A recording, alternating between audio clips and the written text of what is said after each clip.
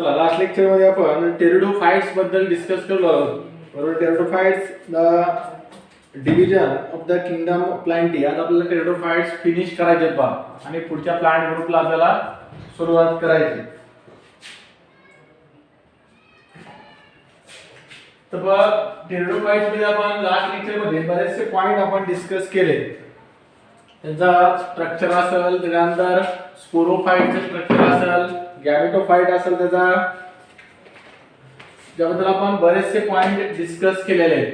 आज आपल्याला थोडासा कम्प्लीटली रट्टामार टाइपचा पॉइंट आहे बघा. क्लासिफिकेशन टेरिडोफाइटचं 4 ग्रुप तुम्हाला टेरिडोफाइटचे लक्षात ठेवायचे आहेत आणि त्यांचे एक्झाम्पल्स एक लक्षात ठेवायचे आहेत. तर तो पॉइंट आपण आजच्या लेक्चर मध्ये डिस्कस करणार आहे.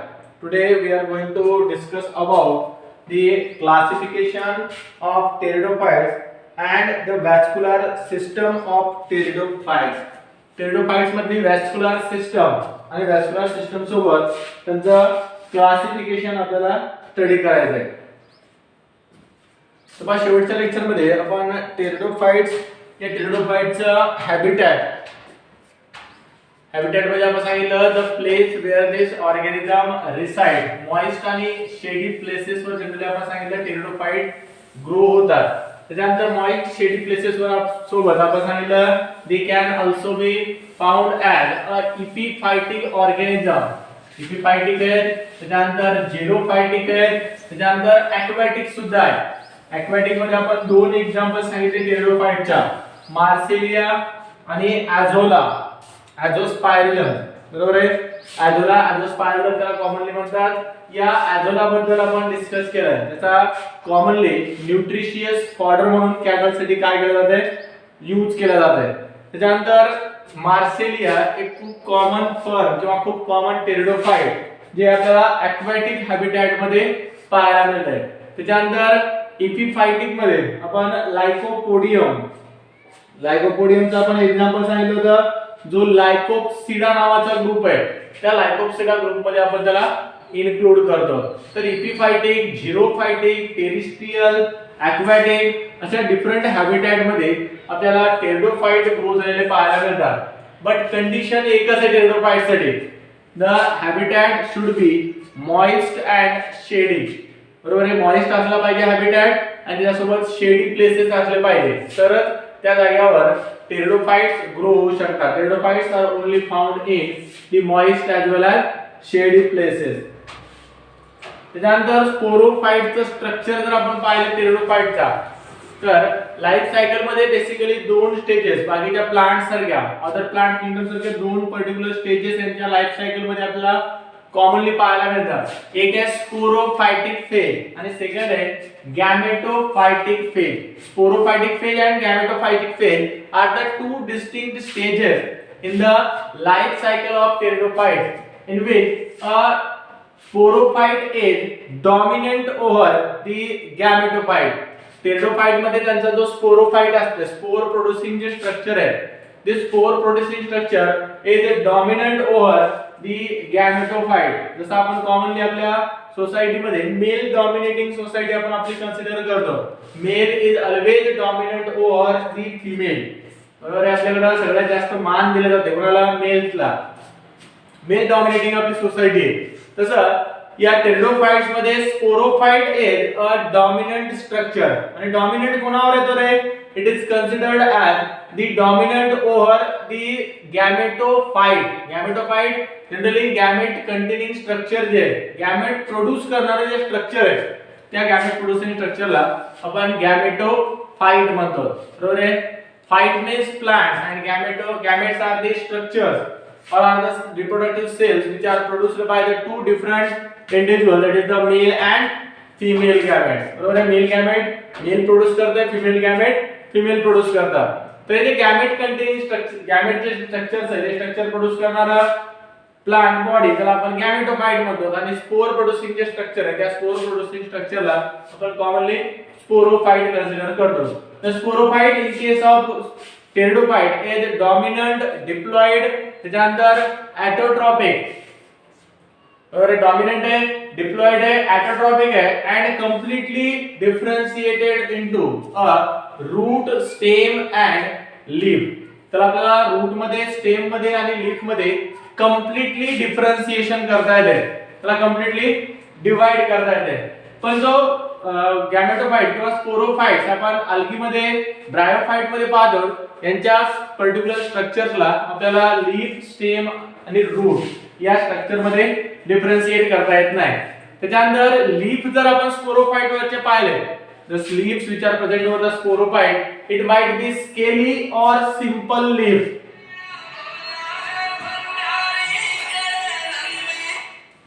एक मिनिट हा.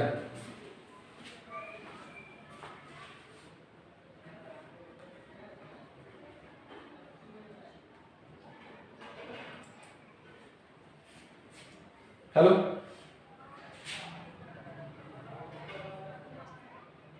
हा द्या. हा एरियावर एक डेल करायचं पलीकडे. हा आपण ते पूर्ण करायचं सूर्य घ्यायचा. हा हा गोळ्या डेल ते करायचं. हो हो करा. हो येतो मी दौरा. नाही बोललं नाही ते डेल, अलीकडे डेल बोलायचं असतं, नागेला पलीकडे नागेला नव्हतं ना आपल्याला. हा कोल्ड आहे, मोकळच ते काय नाही. हो लांब नाही घ्या, सूर्यदळ असेल कुठं कुठं काय तुला करता. हो हो हो ठेवतो.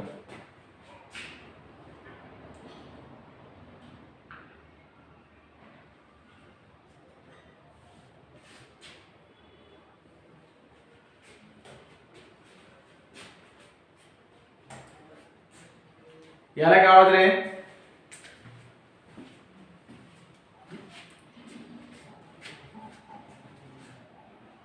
बर ओके.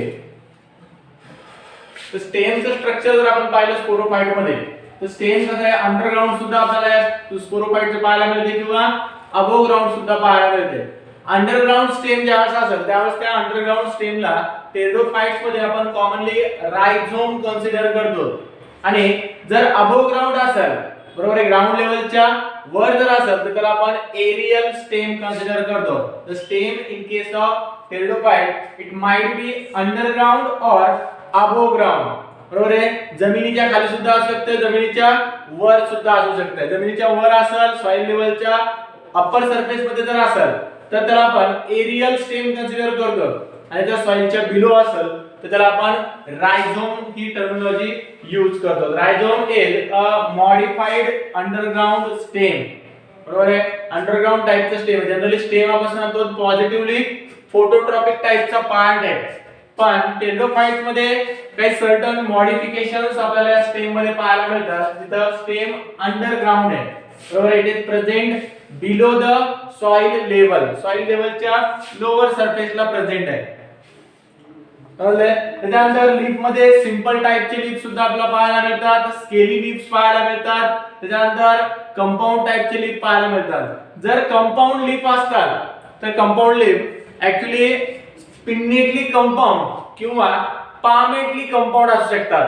पुढे आपण मॉर्फोलॉजी ज्यावेळेस चॅप्टर स्टडी करतो त्यावेळेस मॉर्फोलॉजी मध्ये आपल्याला या टर्मिनॉलॉजी बद्दल खूप डिटेल मध्ये डिस्कस करायचं आहे, बरोबर आहे. Pinnately compound leaf, palmately compound leaf, sessile leaf, त्याच्यानंतर bracteate leaf, ebracteate leaf, petiolate, non petiolate, ex petiolate, exstipulate, या टर्मिनॉलॉजीज आपण खूप डिटेल मध्ये डिस्कस करणार आहे. फक्त इथे लक्षात ठेवा की पिनेटली कंपाऊंड लीफ असू शकतात किंवा पामेटली कंपाऊंड लीफ्स या टेरिडोफाइट मध्ये असू शकतात. असं काही कंपल्सरी नाही की ऑलवेज पिनेटली कंपाऊंड असायला पाहिजे किंवा पामेटली कंपाऊंड लीफ असायला पाहिजे, समजले.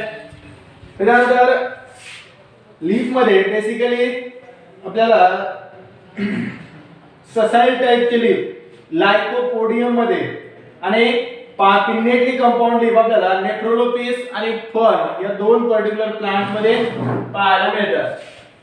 त्याच्यानंतर पहा, जर आता पुढचा पार्ट आपण पाहिला की वॅस्क्युलर सिस्टम जर आपण पाहिले तर vascular system is basically made up of from two types of tissue. Vascular system मध्ये बेसिकली दोन टाइपचे टिश्यू आपल्याला या टेरिडोफाइट्स मध्ये पाहायला मिळतात. कोणते कोणते भाग जर आपण टेरिडोफाइट्स भाग आपल्याला वॅस्क्युलर सिस्टम बद्दल आपण डिस्कस करायला. Vascular system present in the pteridophytes. पण टेरिडोफाइट्स मध्ये आपल्याला पुढे क्लासिफिकेशन मध्ये बेसिकली 4 ग्रुप आपल्याला स्टडी करायचे आहेत. All these 4 groups are provided with a primitive types of vascular system. Generally आपण पाहिलं pteridophytes are considered as the first true vascular plants on the earth. टेरिडोफाइट्सला आपण first true vascular plant on the earth आपण त्याला consider करतो. they are considered as the first true vascular plants on the earth. आता इथे first वॅस्क्युलर plants आहेत. या वॅस्क्युलर plants मध्ये एक पर्टिक्युलर सिस्टम प्रेझेंट असते for the transportation purpose. Vascular plants म्हणजे काय? Those plants which are provided with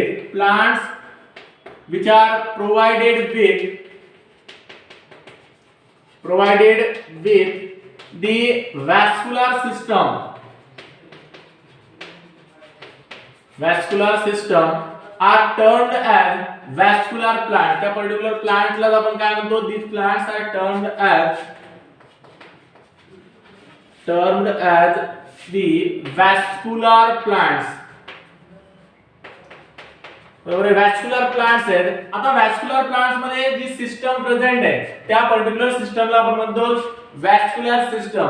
आणि वॅस्क्युलर सिस्टमचं फंक्शन जर आपण पाहिलं, what is the function of this vascular system?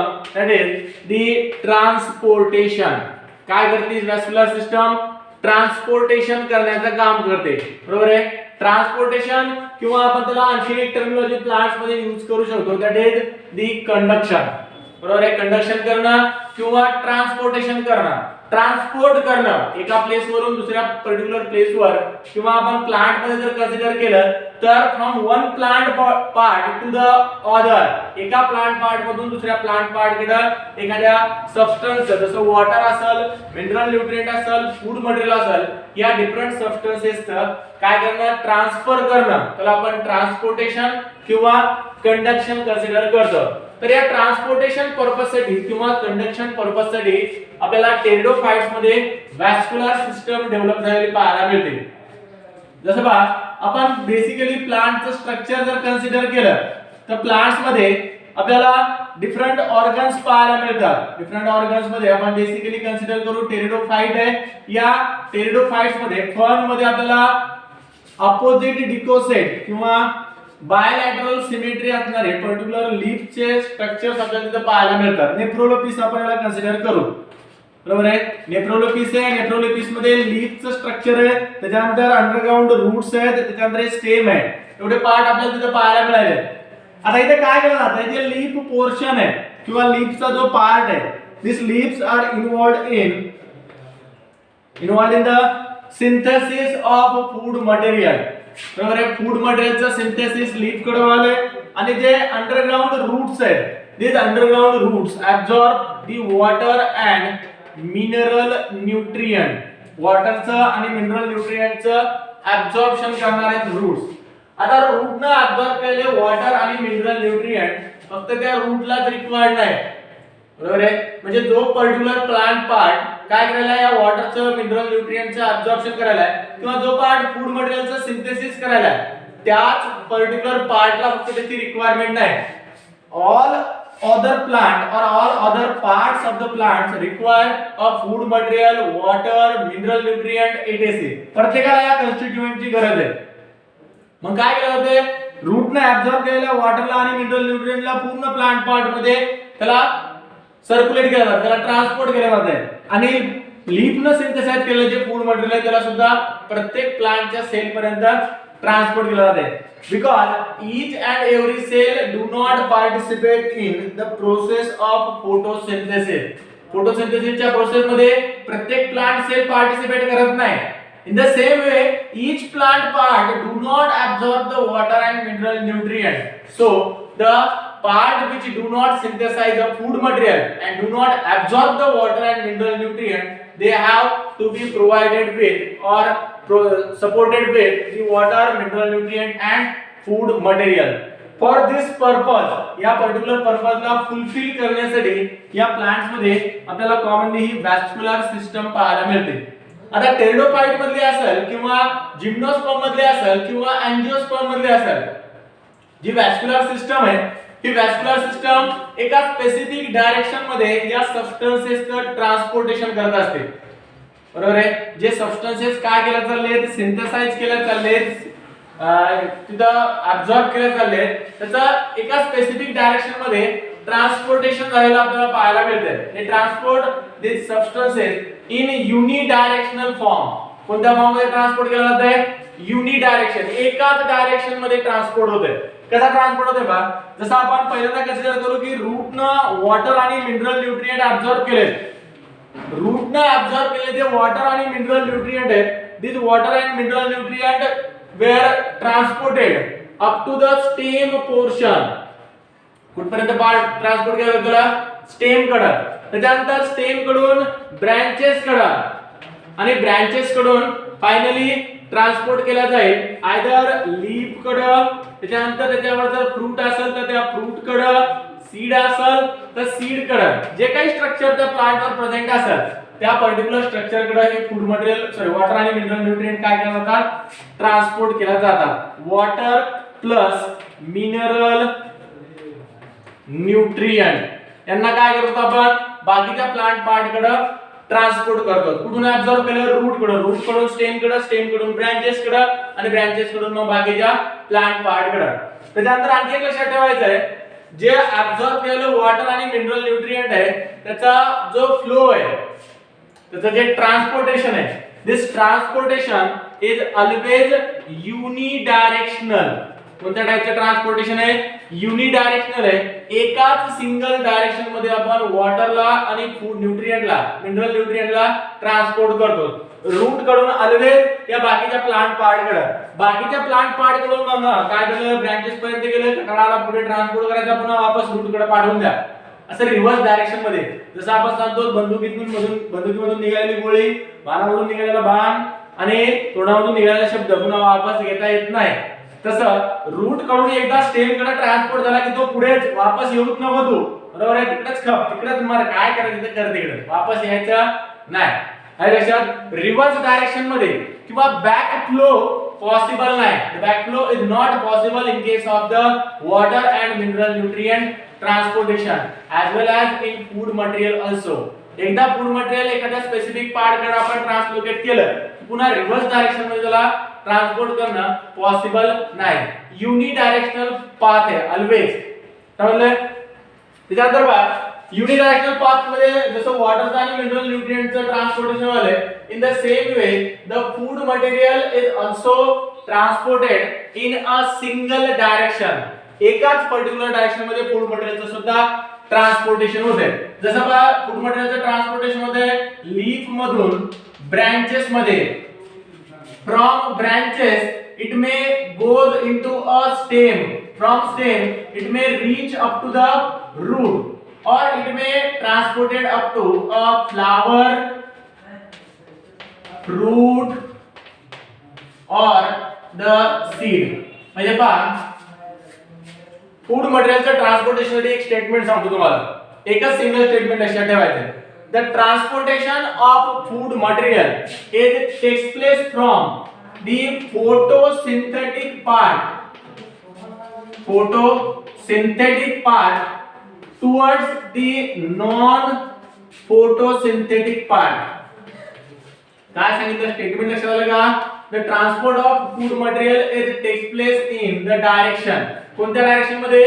From the photosynthetic part to the non photosynthetic part.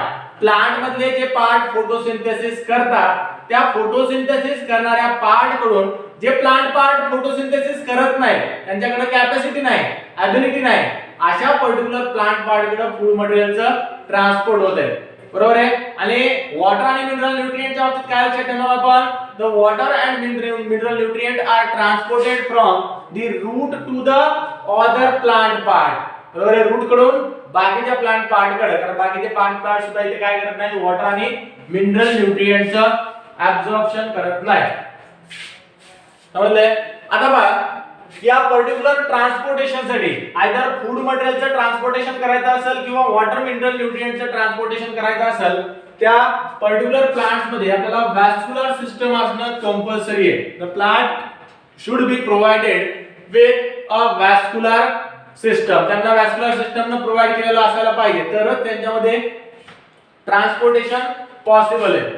आता transportation साठी जी vascular system आहे टेरिडोफाइट्स मध्ये प्रेझेंट आहे.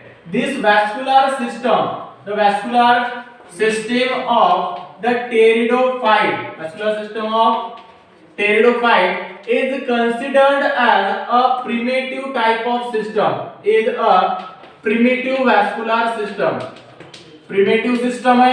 Why it is considered as a primitive system? पर एक बेसिक रीजन सांगितलं आहे primitive कशामुळे. याच्या अगोदरचे जे प्लांट्स आहेत prior to the pteridophyte we are discuss about the algae as well as bryophytes. आपण अल्गी बद्दल डिस्कस केलं, ब्रायोफाइट बद्दल डिस्कस केलं. अल्गी आणि ब्रायोफाइट्स मध्ये काही अशी सिस्टम होती करायची एका पर्टिक्युलर प्लांट पार्ट पासून किंवा एका सेल मधून दुसऱ्या सेल मध्ये वॉटरचं फूड मटेरियलचं ट्रान्सपोर्टेशन करेल अशी सिस्टम त्यांच्यामध्ये प्रेझेंटच नव्हती. ही सिस्टम फर्स्ट टाइम इंट्रोड्यूस केल्या गेली किंवा फर्स्ट टाइम इनकॉर्पोरेट केल्या गेली in the pteridophytes. The vascular system are first time incorporated in or it is introduced in the pteridophytes. कोणत्या प्लांट मध्ये इंट्रोड्यूस केली आपण? टेरिडोफाइट्स मध्ये. जसं बा साधे इव्होल्युशनरी पॉइंट ऑफ व्ह्यू एक साधी सिंपल कन्सेप्ट जर आपण कन्सिडर केली फर्स्ट टाइम काय करणार मोटरसायकल किंवा एखादी गाडी तयार करणार. मोटरसायकल पहिल्या वेळेस तयार केली. पहिल्या वेळेस जी मोटरसायकल तयार केली ती कशी असेल रे? एकदम सिंपल असेल, प्रिमिटिव्ह टाइपची सिस्टम असेल. काहीतरी इंजिन बसवलं असेल, त्याला पायडल वगैरे लावला असेल, त्या पायडलला ओढायचं सुरू करायची आणि नंतर त्याच्यावर बसायचं आणि मग चालायचं, गाडी चालवायची. अशी पहिली मोटरसायकल तयार केली असेल. किंवा राईट ब्रदर सगळ्यांना माहिती त्यांनी विमान तयार केलं. बरोबर आहे? राईट ब्रदर्सने काय केलं? फर्स्ट टाइम विमान तयार केलं. तर ते पहिले जे विमान तयार केलं असेल ते आता जसं विमान आपण वापरतो तेवढं ऍडव्हान्स तेवढी हायर टेक्नॉलॉजी असणार होतं का?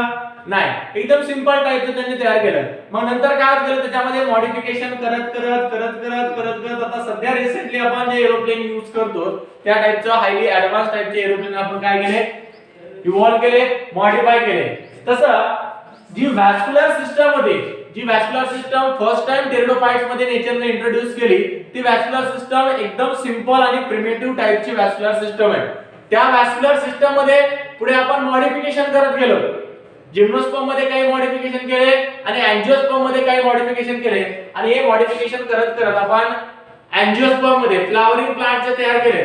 या फ्लावरिंग प्लांट्स मध्ये आपण हायली ऍडव्हान्स टाइपची वॅस्क्युलर सिस्टम काय केलेली आहे? इव्हॉल्व केलेली आहे. म्हणजे जी वॅस्क्युलर सिस्टम या प्रिमिटिव्ह ऑर्गॅनिझम मध्ये प्रेझेंट आहे त्या वॅस्क्युलर सिस्टमला सिम्पली प्रिमिटिव्ह वॅस्क्युलर सिस्टम आपल्याला कन्सिडर करायचं आहे. And the vascular system which is present in the higher organisms or higher plants is considered as the advanced vascular system. जसं बा human beings are provided with, जसं human beings मध्ये आपल्याला circulatory system पाहायला मिळते तशी सर्क्युलेटरी सिस्टम सारखी वॅस्क्युलर system आपल्याला या प्लांट्स मध्ये कॉमनली पाहायला मिळते. प्लांट मध्ये सुद्धा ट्रान्सपोर्टेशन आहे, तिथं सुद्धा ट्रान्सपोर्ट आहे, but the transport in case of plants is always unidirectional. Circulatory system आपण त्याला म्हणत नाही. ह्यूमन बीइंग्स मध्ये हार्ट मधून ब्लड निघाल्यानंतर पूर्ण बॉडी मध्ये त्याला डिस्ट्रीब्यूट करत करत करत करत पुन्हा शेवटी सेम ब्लड काय होते? हार्ट मध्ये रिटर्न येते. बरोबर आहे? सर्क्युलेशन जसं आपण मारुतीच्या मंदिरामध्ये गेल्यानंतर मारुतीच्या पाया पडतो आणि फिरून पुन्हा अगेन पुन्हा तिथं देवाच्या समोर येतो. बरोबर आहे? वेळा घालणं आपण त्याला म्हणतो सर्क्युलेशन होते. तसं सर्क्युलेशन आपल्याला इकडे पाहायला मिळत नाही. इथे सिम्पली ट्रान्सपोर्टेशन आहे. एकदा गाडी निघाली की पुढे पुन्हा रिटर्न गाडी येणार आहे का ती? नाही येणार. Transportation in case of plants is unidirectional. बरोबर आहे? तशा टाइपची वॅस्क्युलर सिस्टम आणखी या प्लांट्स मध्ये डेव्हलप झालेली नाही, जी काय करेल एक्सेसिव्ह सबस्टन्सेसला पुन्हा रिटर्न करेल. बरोबर आहे? पुन्हा सर्क्युलेशन करत राहील. तशी सर्क्युलेटरी सिस्टम प्लांट मध्ये डेव्हलप झालेली नाही, कारण प्लांट मध्ये हार्ट नाही. बरोबर आहे? प्लांट मध्ये जर हार्ट दिल नाही उसने. बरोबर आहे? प्लांट मध्ये जर हार्ट असतं तर हार्ट मधून काय केलं असतं? प्लांटने सगळे न्यूट्रिएंट सप्लाय केले असते, पुन्हा हार्ट कडे एक्सेसिव्ह अमाउंट मध्ये वापस आणले असते, रिटर्न केले असते. पण तसं हार्ट वगैरे प्लांट मध्ये प्रेझेंट नाही. हार्टबीट वगैरे प्लांटला आपल्याला पाहायला मिळत नाही. आहे लक्षात? तर प्रिमिटिव्ह टाइपची वॅस्क्युलर सिस्टम आहे. This primitive vascular system like the advance system. पण प्रिमिटिव्ह असली तरी बरेचसे कॅरेक्टर जे ऍडव्हान्स सिस्टम सोबत मॅच करतात. Like the advance vascular system, this vascular system is also made up of from the two conducting tissue, that is the xylem and phloem. दोन टाइपचे conducting tissue या vascular system मध्ये सुद्धा present आहे. झायलम as well as phloem. बरोबर आहे. झायलम आणि phloem दोन कंडक्टिंग टिश्यू आहेत जे ऍडव्हान्स व्हॅस्क्युलर सिस्टम मध्ये सुद्धा प्रेझेंट असतात आणि प्रिमिटिव्ह व्हॅस्क्युलर सिस्टम मध्ये सुद्धा प्रेझेंट आहे. कंपल्सरीली प्रेझेंट आहे. मग डिफरन्स काय आहे त्या दोन्ही टाइपच्या सिस्टम मध्ये? A primitive type of vascular system or the vascular system which is present in the pteridophytes, which consist of xylem and phloem. The xylem consisting of only one type of cell, while phloem is also consisting of a single type of cell. पण xylemचं function जर आपण या vascular system मध्ये पाहिलं, काय सांगितलं आपण? Vascular system आहे. व्हॅस्क्युलर सिस्टम मध्ये दोन टाइपचे टिश्यू आहेत. या दोन टाइपच्या टिश्यूने दोन पाईप लाईक स्ट्रक्चर त्या प्लांटच्या सेंटर मध्ये फॉर्म केलेले आहेत. बरोबर आहे. पाईपलाईन आपण त्याला कन्सिडर करू. पाईपलाईन एक झायलमचा पाईप आहे, एक फ्लोएमचा पाईप आहे. बरोबर आहे. एक पाईप कोणता सांगितलं आपण? झायलमचा आणि एक फ्लोएमचा. झायलमचा pipe against the gravitational force आणि फ्लोएमचा pipe towards the gravitational or opposite to the gravitational force. कोणती डायरेक्शन असू शकते फ्लोएमच्या पाईपची. Xylem is basically involved in the transportation of water and mineral nutrient. Conduction of water and mineral nutrient is the function of xylem, while the conduction of or transportation of food material is the function of phloem. Phloem चं function काय? Food मटेरियलचं conduction करणं आणि झायलमचं function आहे water आणि mineral न्यूट्रिएंटचं conduction करणं. हा point कधीही विसरायचा नाही. बरोबर आहे. तुम्ही एनाटॉमी स्टडी करताल, मॉर्फोलॉजी स्टडी करताल, त्यावेळेस झायलम फ्लोएम इतक्या वेळेस तुम्ही वर्ड ऐकताल आणि तिथे कन्फ्यूज होऊन जाताल. पुन्हा कन्फ्यूज व्हायचं नाही. बरोबर आहे. Xylem is always involved in the transportation of water and mineral nutrient, while the phloem is always involved in the transportation of food material. Phloem food, F लक्षात ठेवायचं. Phloem food आणि xylem water plus mineral nutrient. दोन particular substances xylem conduct करते किंवा transport करते, water आणि mineral nutrient, while phloem is involved in the transportation of food material. आता त्याचा झायलम आणि फ्लोएम दोन टाइपचे टिश्यू आपण सांगितलं. या दोन टाइपचे टिश्यू पासून आपण एक पर्टिक्युलर स्ट्रक्चर फॉर्म करतो, ज्या स्ट्रक्चरला व्हॅस्क्युलर बंडल कन्सिडर करतात. Vascular bundle, these are the structures which are formed from xylem plus phloem. बरोबर आहे. झायलम आणि फ्लोएमच्या दोन्हीच्या कॉम्बिनेशनने आपण या व्हॅस्क्युलर बंडलचं फॉर्मेशन करतो. काय लक्षात लिहून घ्या. लगेच आपण पुढचा पॉइंट स्टडी करू फास्ट थोडंसं क्विक.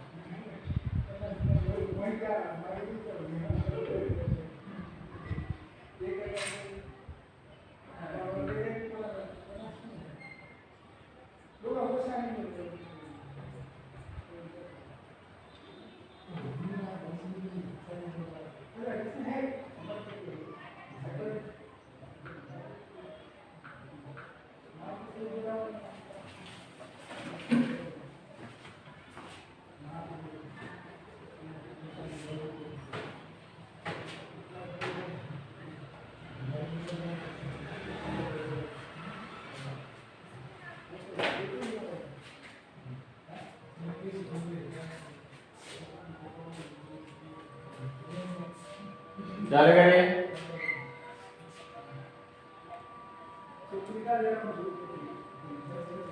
काळे बर झाले ओके बोबडे झाले बर तेव्हा थोडासा पुढचा पॉइंट थोडस डिटेल मध्ये आपण आणखी थोड्याशा जाऊया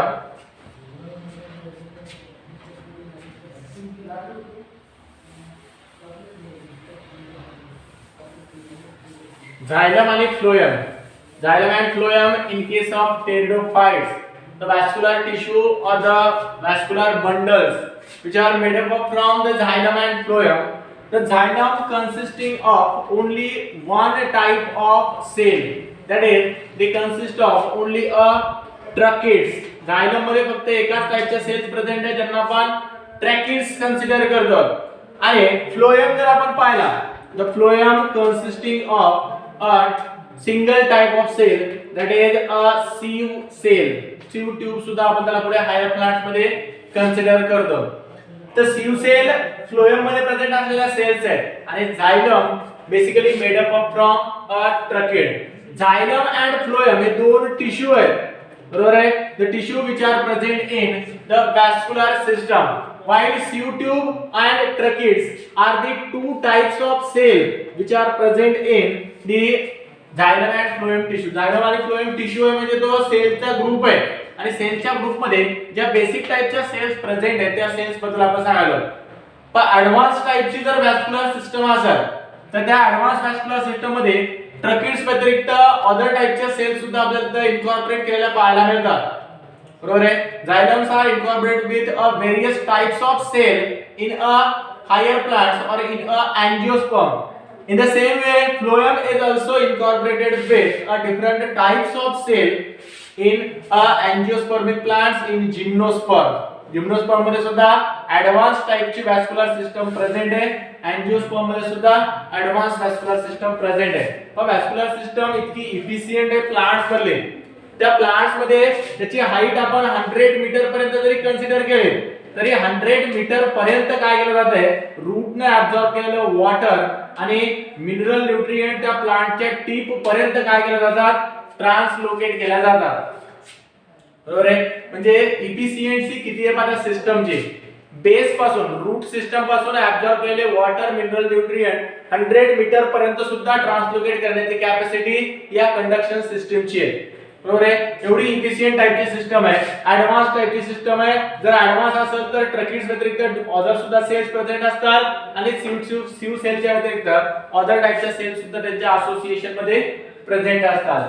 वॅस्क्युलर बंडल जे आपण xylem आणि phloem पासून फॉर्म करतो याची एक युनिक अरेंजमेंट आपल्याला जिम्नोस्पर्म मध्ये अँजिओस्पर्म मध्ये आणि या टेरिडोफाइट्स मध्ये पाहायला मिळते. म्हणजे वॅस्क्युलर बंडलची जी अरेंजमेंट आहे या सिंपल अरेंजमेंटच्या बेसिसवर सुद्धा तुम्ही टेरिडोफाइट्स मध्ये जिम्नोस्पर्म मध्ये आणि अँजिओस्पर्म मध्ये डिफरेंशिएशन करू शकता. You can easily distinguish between the gymnosperm angiosperm and pteridophyte with the help of arrangement of vascular bundle. Vascular bundle तर तिन्ही मध्ये प्रेझेंट आहे पण त्या वॅस्क्युलर बंडलची जी युनिक अरेंजमेंट आहे ही अरेंजमेंट आपण यूज करू शकतो फॉर देअर क्लासिफिकेशन बरोबर आहे. एनाटॉमिकल क्रायटेरिया ज्यावेळेस आपण क्लासिफिकेशन साठी यूज करतो त्यावेळेस आपण या वॅस्क्युलर बंडलची व्हेरी कॉमनली किंवा फ्रिक्वेंटली आपण त्याचा यूज करतो फॉर टू क्लासिफाय देम समजले. त्याच्यानंतर आणखी एक पर्टिक्युलर स्ट्रक्चर आपल्याला इथे स्टडी करायचं त्याला आपण कॅम्बियम म्हणतो. कॅम्बियम कॅम्बियम एक युनिक स्ट्रक्चर आहे जे प्लांट्स मध्ये जनरली सेकंडरी ग्रोथ साठी रिस्पॉन्सिबल असलेलं स्ट्रक्चर आहे. Cambium is a structure which is involved in the secondary growth. Secondary growth. पण तुम्ही कधी जर प्लांटच्या लार्ज एखादं स्टेम असेल एखादं मोठं जर खोड असेल झाडाचं त्याला जर कट केला असेल तर कट केल्यानंतर त्या पर्टिक्युलर स्टेमच्या सेक्शन मध्ये तुम्हाला रिंग लाईक स्ट्रक्चरची अरेंजमेंट दिसते बरोबर. अशा रिंग्स त्या स्ट्रक्चर मध्ये दिसतात. ऍक्च्युअली काय असतंय बेसिकली त्यांचं प्रायमरी कॅम्बियम जे आहे या प्रायमरी कॅम्बियम मध्ये न्यू टाइपच्या सेल कंटिन्युअसली ऍड झाल्यामुळे कंटिन्युअसली एक एक लेयर काय होतात ते त्या स्टेम मध्ये फॉर्म केला जाते आणि स्टेमची विड्थ इन्क्रीज केली जाते. या स्टेमच्या विड्थ इन्क्रीमेंट साठी रिस्पॉन्सिबल असलेलं जे पर्टिक्युलर फंक्शन जे पर्टिक्युलर प्रॉपर्टी रिस्पॉन्सिबल आहे त्या प्रॉपर्टीला आपण सेकंडरी ग्रोथ कन्सिडर करतो. This secondary growth is completely absent in the pteridophyte as the pteridophytes are not provided with the cambium. Cambium नावाचं जे पर्टिक्युलर आपण स्ट्रक्चर कन्सिडर करायलो, this cambium is absent in the pteridophytes, so they can't show or they can't exhibit the secondary growth. त्यांच्या stem मध्ये width ची increment तुम्हाला पाहायला मिळणार नाही कारण सेकंडरी ग्रोथ कम्प्लीटली absent आहे. समजलंय? लक्षात ठेवायचं कॅम्बियम absent आहे आणि कॅम्बियम absent असल्यामुळे सेकंडरी ग्रोथ सुद्धा absent आहे या टेरिडोफाइट्स मध्ये. सिंपल पॉइंट लक्षात ठेवायचा आहे, विसरायचा नाही तो. सेकंडरी ग्रोथच्या बाबतीतचा आणि त्यांच्या कंडक्टिंग सिस्टमच्या बाबतीतचा. कंडक्टिंग सिस्टम मध्ये झायलम आणि फ्लोएम तर प्रेझेंट आहे, but the xylems are provided only with the tracheid cell and phloem is provided with the sieve cell. समजलंय? त्याच्यानंतर आपण टेरिडोफाइटचा शेवटचा पॉइंट आहे त्यामध्ये त्याचं क्लासिफिकेशन आणि इकॉनॉमिक युजेस. क्लासिफिकेशन मध्ये टेरिडोफाइटच्या क्लासिफिकेशन बद्दल आपल्याला जास्त काही डिटेल मध्ये जायचं नाही. सिंपली त्याचे जे 4 ग्रुप्स आहेत त्या 4 ग्रुपचे नाव आणि त्यांचे एग्जांपल फक्त आपल्याला लक्षात ठेवायचे आहेत. The pteridophytes are basically categorized into 4 categories. That is Psilopsida, Lycopsida, त्याच्यानंतर Spinopsida and Pteropsida. तो ग्रुप्स किंवा आपण त्याला म्हणू subdivisions of pteridophyte. 4 subdivisions आहेत टेरिडोफाइट्स मध्ये. कोणते कोणते 4 सब डिव्हिजन दिलेले आहेत? There are 4 basic divisions or subdivision in the pteridophyte. Psilopsida, Psilopsida, त्याच्यानंतर Spinopsida, Psilopsida, Lycopsida, Lycopsida त्यानंतर Spinopsida, Spinopsida आणि सर्वात शेवटचा ग्रुप आहे Pteropsida. सीधा सीधा सडा सडा नाही. एग्जांपल लक्षात ठेवा त्याचे ड्रायोप्टेरिस, टेरिस अँड ॲडियंटम. ड्रायोप्टेरिस त्यानंतर टेरिस, टेरिस गार्डन नाही आणि ॲडियंटम. ॲडियंटम डोंगुले ॲडम एक नाव तुम्ही कधी ऐकलं असेल तर ॲडियंटम. these are the examples of Pteropsida. सगळ्यांना अंडरलाइन करायचंय बरोबर आहे. इन्सर्ट होईल त्याचे अंडरलाइन करायचं स्पेसिफिकली. स्पिनॉप्सिडा मध्ये एक्झाम्पल लक्षात ठेवायचं तुम्हाला इक्विजिटमचा. इक्विजिटम स्केली लीफ असणारा पर्टिक्युलर फर्न आहे इक्विजिटम. त्याच्यानंतर लायकोप्सिडा मध्ये लायकोपोडियम, लायकोपोडियम. त्याच्यानंतर सिलॉप्सिडा मध्ये सायलुटम, लायकोपोडियम. त्याच्यानंतर आणखी एक एक्झाम्पल त्यामध्ये सिलॅन्जिनेला, सिलॅन्जिनेला. आणि सिलॉप्सिडा मधलं एक्झाम्पल लक्षात ठेवायचं आहे सायलुटम. तर हे एक्झाम्पल आणि त्याचं classification. Classification of pteridophyte. Classification मध्ये आपण सांगितलं pteridophytes are basically grouped into 4 groups और 4 कॅटेगरीज. सिलॉप्सिडा, स्पिनॉप्सिडा, लायकोप्सिडा आणि टेरोप्सिडा. प्रत्येकाचे एक्झाम्पल आपण सांगितले सायलुटम असेल, लायकोपोडियम, सिलॅन्जिनेला, इक्विजिटम.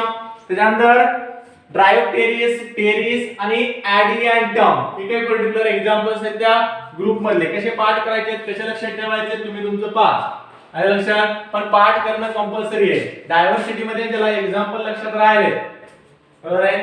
पण डायव्हर्सिटीचा पाठ जर तुम्ही पाहिला तर एक्झाम्पल भरपूर दिलेले आहेत. हे एक्झाम्पल त्याच्या लक्षात राहिले त्याला डायव्हर्सिटी काहीच वाटत नाही. पण एक्झाम्पल जर लक्षात राहत नसतात तर बाकीच्या कन्सेप्ट समजून काही उपयोग नाही. कारण क्वेश्चन मध्ये सरळ सरळ तुम्हाला एक्झाम्पल दिलेले असतात. which of the following is the example of Psilopsida. मग तुम्हाला बाकीचे सुद्धा माहिती पाहिजे आणि Psilopsidaचे सुद्धा माहिती पाहिजे. समजले? त्यानंतर बघा शेवटचा point economic uses of pteridophyte. Economic uses. Economic uses मध्ये बेसिकली टेरिडोफाइट्सचा यूज आपण आपल्या ट्रॅडिशनल मेडिसिन मध्ये मेडिसिनल पर्पज साठी, मेडिसिनल पर्पज साठी आपण खूप कॉमनली या टेरिडोफाइटचा यूज करतो. They have a strong antibacterial as well as anti fungal activities. त्यानंतर मेडिसिनल पर्पज सोबत सॉइल बाइंडर सुद्धा या टेरिडोफाइटला कन्सिडर केला जात आहे. आपण ट्रायोफाइट्स मध्ये सॉइल इरोजन रेजिस्टन्स एक टेक्नॉलॉजी स्टडी केली. तसं सॉइल बाइंडर हे सुद्धा आहे आणि यांना सुद्धा आपण soil erosion resistant plant consider करू शकतो. त्याच्यानंतर सर्वात शेवटचा इकॉनॉमिक युजेस मध्ये इकॉनॉमिक इम्पॉर्टन्स मध्ये पॉइंट आपल्याला लक्षात ठेवायचा आहे. This plants are very commonly grow as the ornamental plant. Ornamental plant generally garden मध्ये वगैरे आपण या प्लांटचं खूप फ्रिक्वेंटली प्लांटेशन करतो ॲज अ ऑर्नामेंटल प्लांट म्हणून. त्याच्यानंतर क्लासिफिकेशन आणि simple economic uses medicinal purpose साठी सॉइल बाइंडर म्हणून आणि ऑर्नामेंटल पर्पज. समजलंय? So that's all about the pteridophytes. दोन डिव्हिजन आपले राहिलेत किंगडम प्लांटी मधले, जिम्नोस्पर्म आणि अँजिओस्पर्म. त्याच्याबद्दल आपण पुढच्या लेक्चर मध्ये डिस्कस करू. काय डाऊट असेल विचारा.